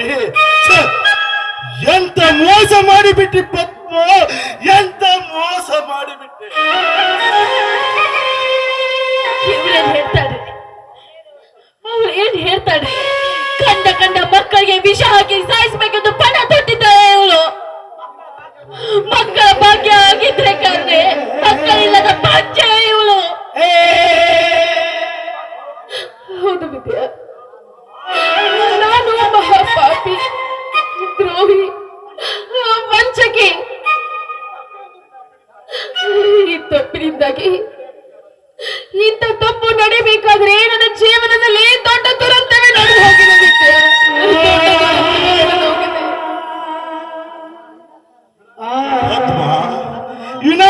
ಈ ಮಗುವಿಗೆ ವಿಷ ಹಾಕಿ ಸಾಯಿಸಿಬಿಟ್ಟು.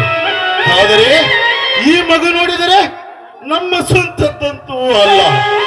ಆ ಶಾಂತೇಶನ ಸಾಕ ಮಗು ಬಾಲು.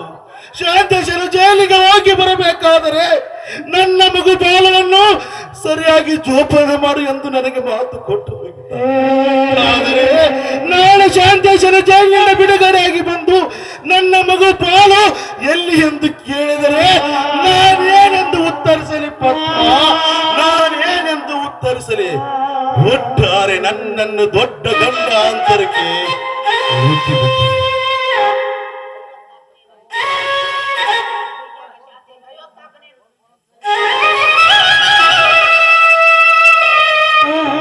ಹಲೋ, ನಾನು ಇನ್ಸ್ಪೆಕ್ಟರ್ ಅನಂತ್ ಅಂತ ಮಾತಾಡ್ತಾ ಇರೋದು. ಆ 54 ನಂಬರ್ನ ಕೈದಿಯಾದ ಶಾಂತೇಶನನ್ನು ಜೈಲಿನಿಂದ ಬಿಡುಗಡೆಯಾಗಿ ಕರೆದುಕೊಂಡು ಬನ್ನಿ. ಅವನ ಮಗು ಬಾಲು ಸತ್ತನೆಂದು ಹೇಳಿ ಊರಿನ ಹೊರಗೆ ಸ್ಮಶಾನಕ್ಕೆ ಸೂಕ್ತ ಬಂದೋಬಸ್ತಿನೊಂದಿಗೆ ಕರೆದುಕೊಂಡು ಬನ್ನಿ.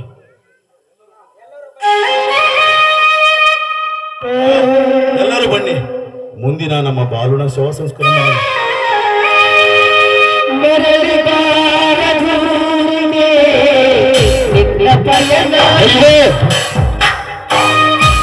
ಬಾಲು ಅಣ್ಣ, ಬಾಲು ಅಯ್ಯೋ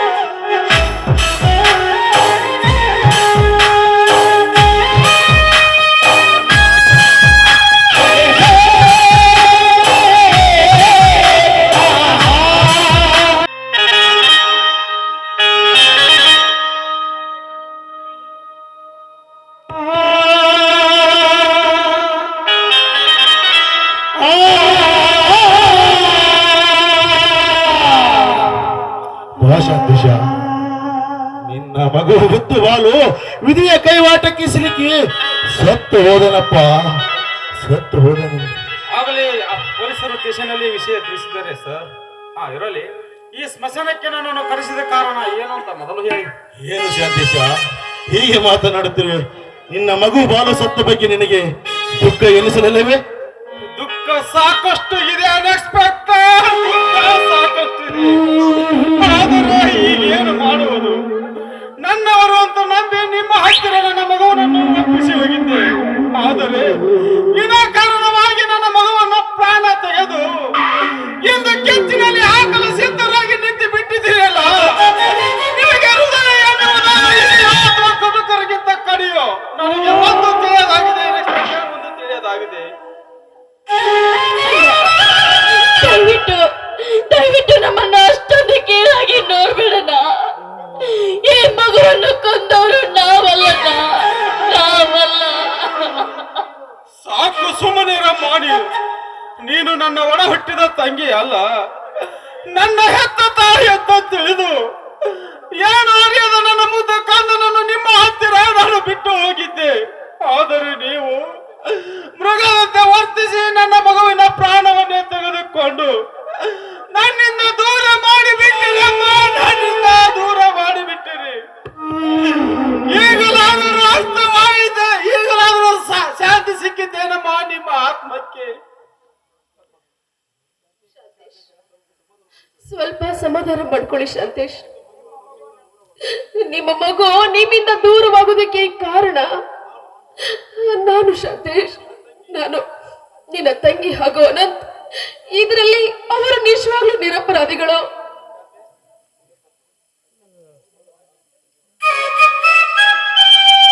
ಹೌದಪ್ಪ ಶಾಂತೇಶಪ್ಪ, ನಿನ್ನ ಮಗನಿಗೆ ಪೇಡೆಯಲ್ಲಿ ವಿಷ ಹಾಕಿ ತಿನ್ನಿಸ್ಬಿಟ್ರು ಈ ಪದ್ಮಾದೇವಿ.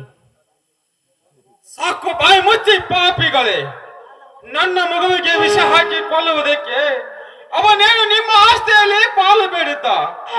ಪದ್ಮ, ನನ್ನ ನನ್ನ ಮೇಲಿನ ಸೇಡನ್ನು ತೀರಿಸಿಕೊಳ್ಳುವುದಕ್ಕಾಗಿ ಏನು ಅರಿಯದ ನನ್ನ ಮುದ್ದು ಮಗನಿಗೆ ವಿಷ ಹಾಕಿ ಕೊಂದ ಮಹಾ ಛಲಗಾರ್ತಿ ಹೆಣ್ಣು ನೀನು. ನಿನ್ನಂತ ಛಲಗಾರ್ತಿ ಹೆಣ್ಣುಗಳೇ ತುಂಬಿಕೊಂಡಿರಬೇಕು ಈ ಸಮಾಜದಲ್ಲಿ.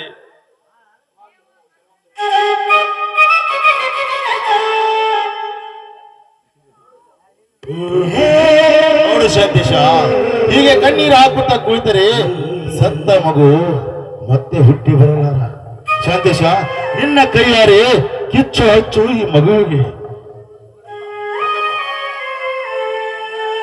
ತಡ್ರಿ ಸಾಹೇಬ್ರ, ಈ ಮಗುವಿನ ಶವಕ್ಕೆ ಕಿಚ್ಚು ಹಚ್ಚುವುದಕ್ಕೂ ಮುಂಚೆ ನನ್ನ ಹತ್ರ ಒಂದು ವಿಚಿತ್ರ ಕಥೆನ ಐತಿ. ಇವತ್ತು ಅದನ್ನ ಬಿಚ್ಚಿ ಹೇಳಿಬಿಡ್ತೀನಿ. ಸತ್ಯಪ್ಪ, ಏನಿದು ವಿಚಿತ್ರ ಕತೆ? ಬಿಚ್ಚಿ ಹೇಳು. ಹೇಳ್ತೀನ್ರಿ ಸಾಹೇಬ್ರ, ಅದು ಮುಖ್ಯವಾಗಿ ನಿಮ್ಮ ಮುಂದೆ ಹೇಳ್ಬೇಕಾಗೈತಿ ಆ ಕಥೆನ. ಇವತ್ತಿ ಸತ್ತಿರೋ ಈ ಮಗು ಶಾಂತೇಶಪ್ಪನಿಗೆ ಸಾಕು ಮಗ ಆಗಿದ್ರು ಈ ಮಗುವಿನ ಹೆತ್ತು ತಾಯಿ ಪದ್ಮಾದೇವಿನ ನಿಜಾರಿ.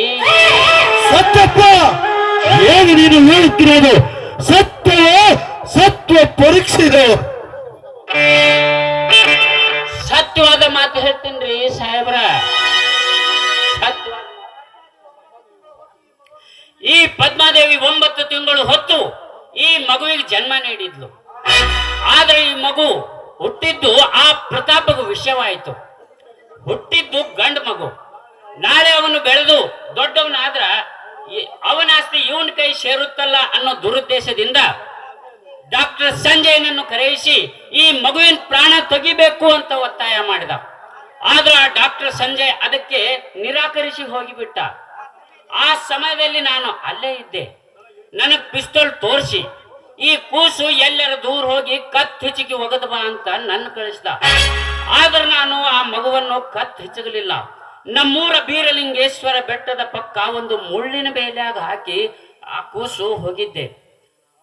ಅದ ಸಮಯಕ್ಕೆ ಶಾಂತೇಶಪ್ಪ ಬ್ರ್ಯಾಂಡಿ ಕುಡ್ಕೊಂತ ಬಂದು ಈ ಕೂಸಿನ ತಗೊಂಡು ತನ್ನ ತಂಗಿ ಕೊಡ್ಬೇಕಂತ ನಿಮ್ಮ ಮನೆಗೆ ಹೋದ. ಆದ್ರ ಅದಕ್ಕೆ ನೀವು ನಿರಾಕರಿಸಿದ್ರಿ. ನಿಜವಾಗಿಯೂ ಈ ಮಗುವನ್ನು ಪಡೆದಾತ ಶಾಂತೇಶಪ್ಪನಾದರೂ ಹಡೆದವಳು ಈ ಪದ್ಮಾದೇವಿನ ನಿಜಾರಿ ಸಾಹೇಬ್ರ, ಹಡೆದವಳು ಈ ಪದ್ಮಾದೇವಿನ ನಿಜಾರಿ ಸಾಹೇಬ್ರ. ಸತ್ತಪ್ಪ, ಮತ್ತೆ ಅವತ್ತು ಹೇಗೆ ಸಮಯದಲ್ಲಿ ನನ್ನ ಮಗು ಏನಾಯ್ತು ಅಂತ ಕೇಳಿದ್ರೆ ಸತ್ತೋಯ್ತು ಅಂತ ನೀನೇ ಹೇಳಿಲ್ವೇ? ಸಂದರ್ಭ ಆಗಿತ್ತು ತಾಯಿ. ನಿನಗೆ ಸುಳ್ಳು ಹೇಳದೆ ನಮಗೆ ಗತ್ಯಂತರನೇ ಇದ್ದಿದ್ದಿಲ್ಲ. ಅಂದ್ರೆ ಈ ಮಗು ನಿಜವಾಗೂ ನನ್ನ ಮಗುನೇ? ಅಯ್ಯೋ ದೇವ್ರೆ, ಹೆತ್ತ ಕೈಯೇ ನನ್ನ ಮಗುವಿಗೆ ವಿಷ ಹಾಕಿ ಕೊಲ್ಲುವಂತ ಹತ್ತನ್ನು ತಂದು ಬಿಟ್ಟಿದೆ. ಎಷ್ಟೊಂದು ವಿಚಿತ್ರವಾಗಿ ಬರೆದಿರುವೆ ನನ್ನ ಹಣೆ ಬರಹವನ್ನ. ನನ್ನಂತ ಪಾಪಿ ಹೆಣ್ಣು ಈ ಭೂಮಿ ಮೇಲೆ ಬದುಕಿರ್ಲೇಬಾರ್ದು. ಬಾಲು,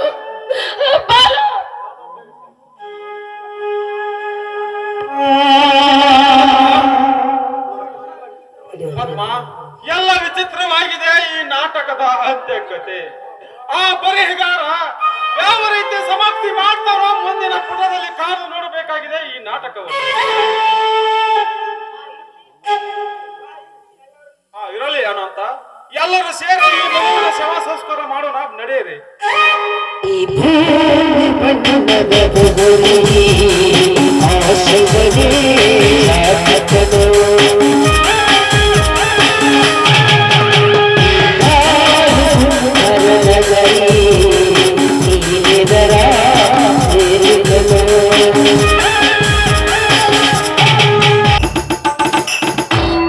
ಅಯ್ಯೋ ವಿಧಿ, ಎಂತ ಪರಿಪಾಪದಲ್ಲಿ ನನ್ನನ್ನು ನೂಕೇನೇನೋ ಅಪಹಾಸ್ಯ ಮಾಡ್ತಾ ಇದೆಯಾ ತಂದೆ. ನನ್ನ ಕೈಯಾರೆ ನನ್ನ ಹೆತ್ತ ಕರುಳಿಗೆ ವಿಷವನ್ನ ಹಾಕುವಂತೆ ಮಾಡಿದ್ರಲ್ಲ. ಇಲ್ಲ, ನನ್ನಂತ ಪಾಪಿ ಹೆಣ್ಣು ಈ ಪ್ರಪಂಚದಲ್ಲಿ ಬೇರೆ ಯಾರಿರೋದಕ್ಕೆ ಸಾಧ್ಯ ಇಲ್ಲ. ಹೌದು, ನನ್ನ ಕಂದನನ್ನ ವಿಷ ಹಾಕಿ ಕೊಂದ ಪಾಪಿ ನಾನು. ಅಂದ ಮೇಲೆ ಅದೇ ವಿಷವನ್ನ ನಾನು ಕುಡಿದು ಸತ್ತು ಸ್ವರ್ಗವನ್ನ ಸೇರ್ಲೇಬೇಕು.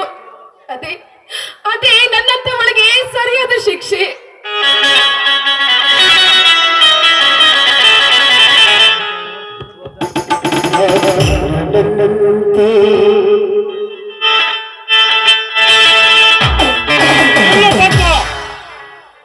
ನೀನು ಮಹಾಕರಿತಿ ಎಂದು ನಿನಗೊಂದು ಕೆಲಸವನ್ನು ನಾನು ಒಪ್ಪಿಸಿದ್ದೆ. ಅದನ್ನು ನಿರ್ಲಕ್ಷ್ಯ ಮಾಡಿ ಇವತ್ತು ನಾನು ತಲೆ ತಗ್ಗಿಸುವಂತೆ ಮಾಡಿದೆ ಪದ್ಮ. ನೀನು ಮಹಾ ಮೋಸಗಾರ್ತಿ ಪದ್ಮ, ಮಹಾ ಮೋಸಗಾರ್ತಿ. ಸ್ವಾಮಿ, ದಯವಿಟ್ಟು ನನಗೆ ಕ್ಷಮಿಸ್ಬಿಡಿ. ನಾನು ನಿಮಗೆ ಕೊಟ್ಟಿರೋ ವಚನವನ್ನ ಪಾಲಿಸೋದಕ್ಕೆ ನನ್ನಿಂದ ಆಗ್ಲಿಲ್ಲ. ನೋಡಿ, ಅವರ ಸಾವಿಗೆ ನಾನೆಲ್ಲ ಸಿದ್ಧತೆಯನ್ನ ಮಾಡಿದ್ದೆ. ಆ ವಿಧಿ ನಮ್ಮಿಬ್ಬರನ್ನ ಈ ರೀತಿ ಕಟ್ಟಿಗೆ ಸಿಲುಕಿಸಿ ನನ್ನ ಕೈಯಾರೆ ನನ್ನ ಮಗುವಿನ ಪ್ರಾಣ ಹೋಗುವಂತೆ ಮಾಡ್ಬಿಡ್ತಾರೆ. ಥೂ ಪಾಪಿ, ಸತ್ತ ಮಗು ನಮ್ಮದು ಅನ್ನೋದಕ್ಕೆ ಏನು ಸಾಕ್ಷಿ ಇದೆ? ಆ ಸತ್ಯಪ್ಪ ಒಬ್ಬ ಶತಮೂರ್ಖ. ಕಟ್ಟುಕತೆ ಅವನ ಮಾತು ಕೇಳಿ ನಿರ್ಲಕ್ಷ್ಯ ಮಾಡಿದೆ.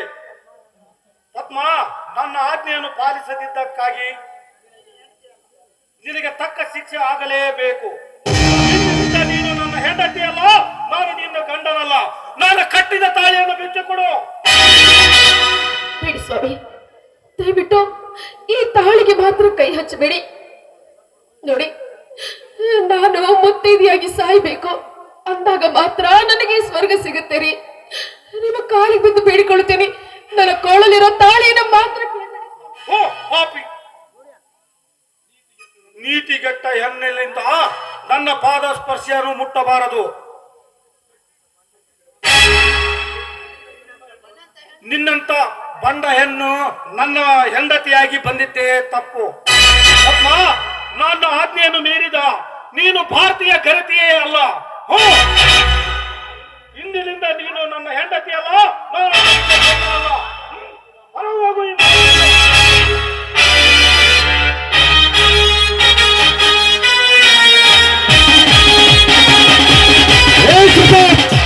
ಇಲ್ಲ ಮಿಸ್ಟರ್ ಪ್ರತಾಪ್, ತಪ್ಪು ಮಾಡಿದವರಿಗೆ ಶಿಕ್ಷೆ ಕೊಡಬೇಕಾಗಿತ್ತು ನೀನೆಲ್ಲ. ಕಾನೂನಿದೆ ಎನ್ನುವುದು ನಿನಗೆ ಗೊತ್ತಿದೆ ತಾನೆ? ಇಷ್ಟೊತ್ತು ನೀನು ಮಾತನಾಡಿರುವುದೆಲ್ಲ ಮನೆಯಲ್ಲಿ ನಿಂತು ಎಲ್ಲಾ ರೆಕಾರ್ಡಿಂಗ್ ಮಾಡಿಕೊಂಡ್ರು. ನಡೆ ಪೊಲೀಸ್ ಸ್ಟೇಷನ್ಗೆ. ಇನ್ಸ್ಪೆಕ್ಟರ್, ಎಚ್ಚರದಿಂದ ಮಾತನಾಡು. ನಾನು ಯಾವ ತಪ್ಪು ಮಾಡಿದ್ದೇನೆಂದು ಪೊಲೀಸ್ ಸ್ಟೇಷನ್ಗೆ ಬರಬೇಕು. ನಿನಗೆ ಹುಚ್ಚು ಹಿಡಿದಿಲ್ಲ ತಾನೆ? ಹೇ ಮಿಸ್ಟರ್ ಪ್ರತಾಪ್, ಹುಚ್ಚು ಹಿಡಿದಿದೆ, ಆದರೆ ನನಗೆಲ್ಲ ನಿನ್ನ ಮಂಕು ಬುತ್ತಿಗೆ ಹುಚ್ಚು ಹಿಡಿದಿದೆ. ಕೋಟಾನೋಟಿನಲ್ಲಿ ಕಳ್ಳ ವ್ಯವಹಾರದಲ್ಲಿ ಪರಿಣಾಮದ ನಿನ್ನ ಕೈಗಳಿಗೆ ಬೇಡಿ ತೊಡಿಸುವುದೇ ನನ್ನ ಗುರಿ. ನನ್ನ ಮುಂದೆ ನಿನ್ನ ಕಣ್ಣ ಮುಚ್ಚಲ ಆಟ ನಡೆಯುವುದಿಲ್ಲ. ನೋಡು, ನಿನ್ನ ಕಪಟ ಕೈಗಳಿಗೆ ಬೇಡಿ ತೊಡಿಸುವುದೇ ಬಿಡುವುದಿಲ್ಲ. ಅದು ಇನ್ನು ಈ ಜನ್ಮದಲ್ಲಿ ನಿನಗೆ ಸಾಧ್ಯವಿಲ್ಲ. ನಾನು ಅಪರಾಧ ಮಾಡಿದ್ದೇನೆಂದು ನಿನ್ನ ಹತ್ರ ಏನು ಸಾಕ್ಷಿ ಇವೆ? ಸಾಕ್ಷಿ? ಮಿಸ್ಟರ್ ಪ್ರತಾಪ್, ಸರಿಯಾದ ಸಾಕ್ಷಿಯನ್ನೇ ತೋರಿಸುತ್ತೇನೆ ತಾಳು. ಪೊಲೀಸ್, ಸತ್ಯಪ್ಪನನ್ನು ಕರೆದುಕೊಂಡು ಬನ್ನಿ.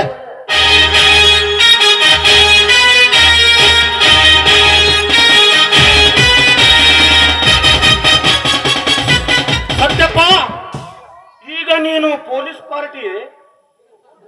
ನೋಡ್ರಿ ಶಿವ, ಮೊನ್ನೆ ನಾನು ಇಲೆಕ್ಷನ್ಗೆ ನಿಂತು ಯಾವಾಗ ಸೋತ್ನೋ ಅವಾಗ ನಿಮ್ಮ ಪಾರ್ಟಿಗೆ ರಾಜೀನಾಮೆ ಕೊಟ್ಟು ನಾ ಈ ಪೊಲೀಸ್ ಪಾರ್ಟಿ ಸೇರ್ಕೊಂಡ್ಬಿಟ್ಟಿನಿ ನಿಮ್ಮನ್ನು ಒದಿಸ್ಬೇಕಂತ. ಸತ್ಯಪ್ಪ, ಈ ಪ್ರತಾಪನ ಇತಿಹಾಸವನ್ನು ಕ್ಯಾಸೆಟ್ ಹಾಕಿ ಶುರು ಮಾಡ. ಶುರು ಮಾಡೇ ಬಿಡ್ತೀನಿ ಕೇಳ್ರಿ ಹಂಗಾರ. ಈ ಪ್ರತಾಪ್ ಸಾಮಾನ್ಯ ವ್ಯಕ್ತಿ ಅಲ್ಲ, ಮಹಾ ಪಾಪಿಷ್ಠದನ. ಶಾಂತೇಶನಿಗೆ ಕೋಟಾ ನೋಟಿನ ಕಳ್ಳ ವ್ಯವಹಾರದ ಅಪರಾಧ ಬರಬೇಕಾದ್ರ ಈ ಪ್ರತಾಪ್ನ ಕಾರಣ. ಮತ್ತ ಅವತ್ತು ಪದ್ಮಾದೇವಿಯ ಹುಟ್ಟುಹಬ್ಬದ ದಿವಸ ಬೇಕಂತ ನಿಮ್ಮನ್ನ ತಮ್ಮ ಮನೆಗೆ ಗೆಸ್ಟ್ ಅಂತ ಕರೆಸಿ ಬೇಡೆಯಲ್ಲಿ ವಿಷ ಹಾಕಿ ಸಾಯಿಸ್ಬೇಕಂತ ಪ್ಲಾನ್ ಮಾಡಿದ್ದು ಇದ ದೊಡ್ಡ ಮನುಷ್ಯನ. ಆದ್ರ ಅದು ತಪ್ಪಿ ಆ ಕೂಸಿಗೆ ಬಿತ್ತು ಆ ಶಿಕ್ಷೆ. ಒಟ್ಟಿತನ ಕತೆ ಹೇಳಾಕ ಒಂದ್ ದಿನ ಸಾಲುದಿಲ್ಲ ನೋಡ್ರಿ ಸಾಹೇಬ್ರ. ಬಹಳ ಬಹಳ ಅದಾವ್ರಿ ತನ್ನ ಪವಾಡ. ಮಿಸ್ಟರ್ ಪ್ರತಾಪ, ಸಾಕ್ಷಿ ಕೇಳಿದೆಯಲ್ಲ ಸಾಕು, ಎಂದು ಬೇಕು. ಕೋಟ್ ಸತ್ಯಪ್ಪನಿಂದ ಕೋಟಾ ನೋಟಿನ ಕಳ್ಳ ವ್ಯಾಪಾರಿ ನೀನೇ ಎಂದು ತಿಳಿದು ನಿನ್ನೆಯೇ ಶಾಂತೇಶನನ್ನು ಬಿಡುಗಡೆ ಮಾಡಿಸಿದ್ದಾಯ್ತು. ಇಂದು ಏನಿದ್ದರೂ ಬಂಧಿಸಬೇಕಾಗಿದ್ದು ನಿನ್ನನ್ನು. Your under arrest. ಸತ್ಯಪ್ಪ, ನಿನ್ನನ್ನು ನಂಬಿ ನಾನು ಕೆಟ್ಟೆ ಸತ್ಯಪ್ಪ, ಕೆಟ್ಟೆ. Police arrest him.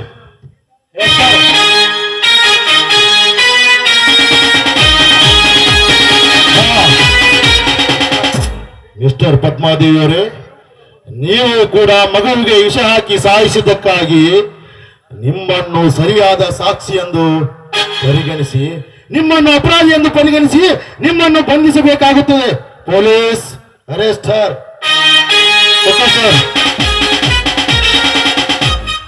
ನಿಲ್ಲಿ ಇನ್ಸ್ಪೆಕ್ಟರ್. ಆ ಪದ್ಮಾವಿಗೆ ಬೇಡಿ ತೋರಿಸುವುದು ಮಹಾಪಾಪ. ತಪ್ಪು ಅವಳು ಮಾಡಿರಬಹುದು ನಿಜ, ಆದರೆ ಅದಕ್ಕೆ ಮುಖ್ಯ ಹೊಣೆಗಾರ ಈ ಪ್ರತಾಪ್. ಆ ಪದ್ಮವನ್ನು ನಿರಪರಾಧಿ ಅಂತ ಕಡೆಗಣಿಸಿ ಈ ನನ್ನ ಕೈಗಳಿಗೆ ಬೇಡಿ ತೋರಿಸಿ ಪುಣ್ಯ ಕಟ್ಟಿಕೊಳ್ಳಿ ಸರ್. ಶಾಂತೇಶ್, ನನ್ನ ಸಲುವಾಗಿ ನೀವೇಕೆ ಇಷ್ಟೊಂದು ಚಿಂತೆ ತೆಗೆದುಕೊಳ್ತಾ ಇದ್ದೀರಾ? ನೋಡಿ, ನನ್ನ ಕೈಗಳಿಗೆ ಬೇಡಿ ಬಂದೇ ಬರುತ್ತಿರೋದು ನನಗೆ ಮೊದಲೇ ಅರಿವಾಗಿತ್ತು. ಅದಕ್ಕೆ ನಾನು ಬದುಕಬಾರದು ಅಂತ ಈಗಾಗಲೇ ವಿಷಯವನ್ನು ಸೇವಿಸುತ್ತಿದ್ದೀನಿ ಶಾಂತೇಶ್. ನಾನು ಹೆಚ್ಚು ಹೊತ್ತು ಬದುಕೋದಿಲ್ಲ. ಪದ್ಮ, ಇದನ್ನೇನು ಮಾಡಿಕೊಂಡೆ ನೀನು? ನಿಜವಾಗ್ಲೂ ನೀನು ಮಹಾ ಮುತ್ತೈದೆ ಪದ್ಮ, ಮಹಾ ಮುತ್ತೈದೆ. ಯಾಕೆ ಇಂಥ ಪ್ರಾಣ ತೆಗೆದುಕೊಳ್ಳುವಂತ ಸಾಹಸ ಮಾಡಿಬಿಡಿ ಪದ್ಮ, ಸಾಹಸ ಮಾಡಿದೆ. ನೋಡಿ, ಅದನ್ನು ಮಾತ್ರ ಕೇಳ್ಬಿಡಿ ಶಾಂತೇಶ್. ನಾನೀಗ ಮುತ್ತೈದೆಯಾಗಿ ಸಾವನ್ನು ಪಡಿತಾ ಇದ್ದೇನೆ. ಮುತ್ತೈದೆಯಾಗಿ ಸಾಯ್ಬೇಕು ಅಂತ ಪಣ ತೊಟ್ಟಿದ್ದೆ. ನನ್ನ ಆಸೆ ಈಗ ಈಡೇರ್ತಾ ಇದೆ ಶಾಂತೇಶ್, ಈಡೇರ್ತಾ ಇದೆ. ಮುಂದಿನ ಜನ್ಮ ಅಂತ ಇದ್ರೆ ನಾನಿಮ್ಮ ಋಣವನ್ನ ಖಂಡಿತ ತೀರಿಸ್ತೀನಿ ಶಾಂತೇಶ್, ಖಂಡಿತ ತೀರಿಸ್ತೀನಿ. ಸ್ವಾಮಿ, ದಯವಿಟ್ಟು ಈ ನಿಮ್ಮ ಮಾಡಿದ ತಪ್ಪನ್ನು ಕ್ಷಮಿಸ್ಬಿಡ್ರಿ. ಅಯ್ಯೋ ಪದ್ಮ, ನೋಡಿ, ನಾನು ಸಾಯೋದಕ್ಕಿಂತ ಮುಂಚಿತವಾಗಿ ಒಂದೇ ಒಂದು ಸಲ ನನಗೆ ಆಶೀರ್ವಾದ ಮಾಡಿ ಸ್ವಾಮಿ.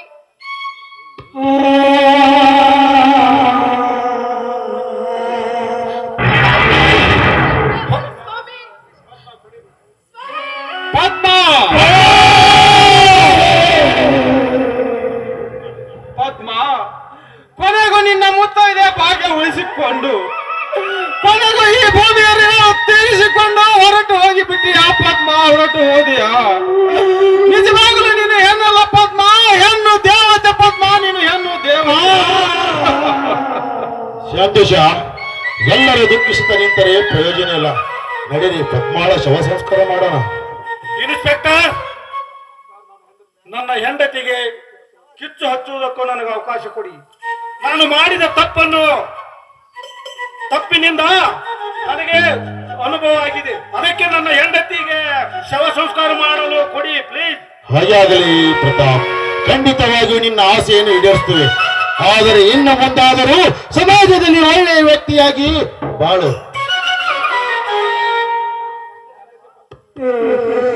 ಶಾಂತೇಶಪ್ಪ, ಅಂತೂ ಈ ಪದ್ಮಾದೇವಿ ಸತ್ತು ಸ್ವರ್ಗ ಸೇರಿ ಪುಣ್ಯ ಕಂಡ್ಲು. ಮುಂದಿನ ಕಾರ್ಯ ಮಾಡ್ರಿ. ಎಲ್ಲಿ ಶಾಂತಿ ಸತ್ಯಪ್ಪ, ಈ ಶಾಂತೇಶನ ಜೀವಕ್ಕೆ ಎಲ್ಲ ನೋವಿನ ಮುಳ್ಳನ್ನು ಚುಚ್ಚಿ ಚುಚ್ಚಿ ಕಣ್ಮನೆ ಆದಳು ಈ ಪದ್ಮ. ಈ ಸಮಾಜಕ್ಕೆ ತೋರಿಸಿಕೊಟ್ಟ ಇವಳ ತ್ಯಾಗ ಸ್ಮರಣೆ ಆದದ್ದು ಸತ್ಯಪ್ಪ, ಸ್ಮರಣೆವಾದದ್ದು.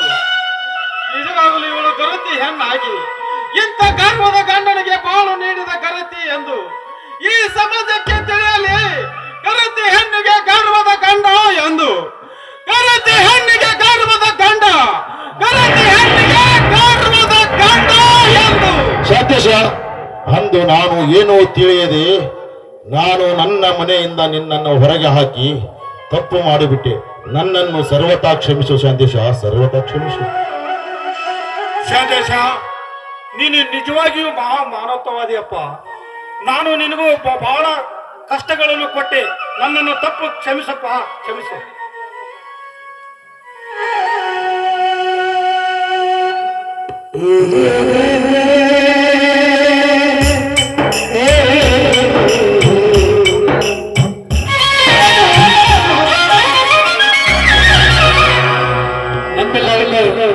ಒಂದು ಶ್ರೀ ವೀರಲಿಂಗೇಶ್ವರ ಮಾರುತೇಶ್ವರ ಸರಸ್ವತಿ ಆದಿಶಕ್ತಿ ದುರ್ಗಾದೇವಿಗೆ ವಂದೇ ಮಾತರಂ ಮಾತರಂ ವಂದೇ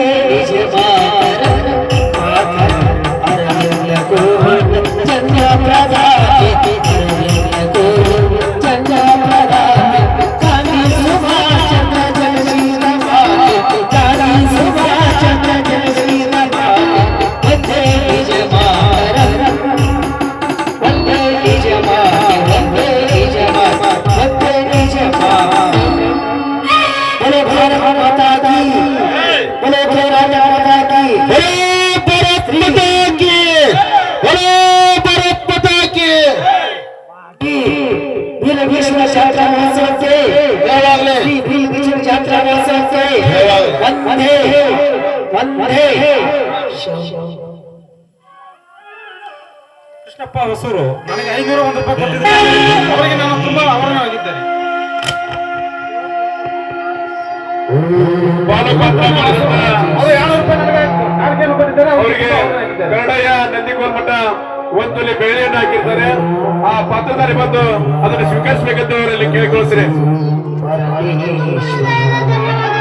ಗುಡ್ಡ ಬೆಟ್ಟದಲ್ಲಿ ತಂಬಿಟ್ಟು ಮುಕ್ಕುವ ಪುಟ್ಟ ವಿಘ್ನೇಶ ದೇವರಿಗೆ 21 ನಮಸ್ಕಾರ.